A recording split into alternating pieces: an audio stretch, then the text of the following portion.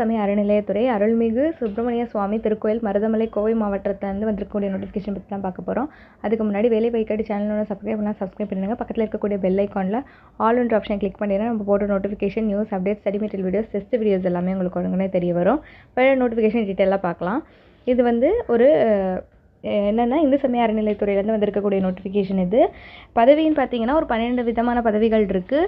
முதல்ல பார்த்தீங்கன்னா டிக்கெட் விற்பனை எழுத்தர் 10ஆம் வகுப்பு தேர்ச்சி இருந்தால் போதும், ஒரு பணியிடம். அலுவலக உதவியாளர் 8ஆம் வகுப்பு தேர்ச்சி இருந்தால் அப்ளை பண்ணலாம், 2 வேகன்சி இருக்குது. காவலருக்கு வந்து 4 வேகன்சி இருக்குது. தமிழ் படிக்க மற்றும் எழுத தெரிந்திருக்கணும் அப்படின்னு சொல்கிறாங்க. திருவழகு விடுது காப்பாளர் பல வேலை அதில் எல்லாத்துக்குமே உங்களுக்கு வேகன்சி இருக்குது. இதுக்கு எல்லாத்துக்குமே தமிழில் எழுத படிக்க தெரிஞ்சால் போதும்.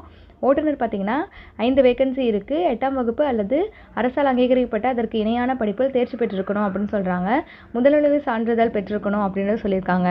பிளம்பர் கம் பம்ப் ஆப்ரேட்டர், அதாவது பிளம்பர் கம் பம்ப் ஆப்ரேட்டருக்கு 1 வேகன்சி இருக்குது. அரசால் அங்கீகரிக்கப்பட்ட நிறுவனங்களால் குழாய் தொழில் குழாய் பணியர் பாடப்பிரிவில் வழங்கப்படும் தொழிற்பயிற்சி நிலைய சான்றிதழ், அதாவது உங்களுக்கு வந்து சர்டிஃபிகேட், அந்த அப்ரெண்டிஸ் சர்டிஃபிகேட் ஏதாவது வச்சுருந்தீங்கன்னா நீங்கள் இதுக்கு அப்ளை பண்ணலாம். மின் உதவியாளருக்கு வந்து அதே மாதிரி அரசால் அங்கீகரிக்கப்பட்ட தொழிற்பயிற்சி நிறுவன சான்றிதழ் வச்சுருக்கணும். மின் உரிமம் வழங்கல் வாரியத்திடமிருந்து சான்றிதழ் பெற்றிருக்கணும் அப்படின்னு சொல்கிறாங்க.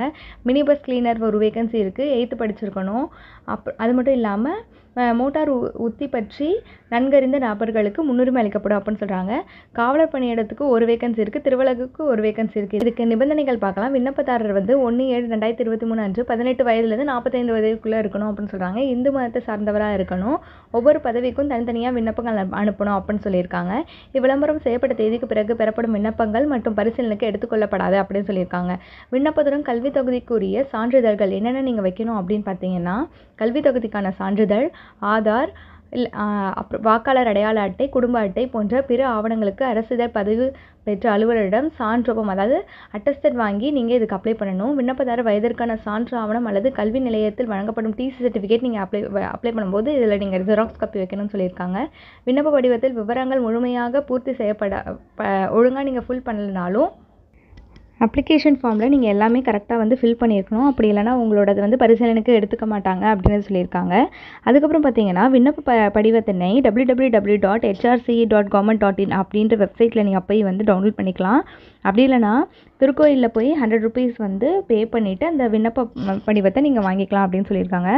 பூர்த்தி செய்யப்பட்ட விண்ணப்பங்களை உரிய சான்றிதழுடன் அஞ்சல் உறையில் பணியிட வரிசை எண் மற்றும் என்ன பணியிடன்றதை மென்ஷன் பண்ணிவிட்டு விண்ணப்பம் வந்து தெளிவாக வந்து குறிப்பிட்ட எந்த அட்ரஸ்க்கு நீங்கள் அனுப்பணும் பார்த்தீங்கன்னா, துணை ஆணையர் செயல் அலுவலர் அருள்மிகு சுப்பிரமணிய சுவாமி திருக்கோயில் மருதமலை பேரூர் வட்டம் கோவை மாவட்டம்ன்றதுக்கு நேரிலோ இல்லை அஞ்சல் மூலமாகவும் நீங்கள் அனுப்பணும் அப்படின்னு சொல்லியிருக்காங்க.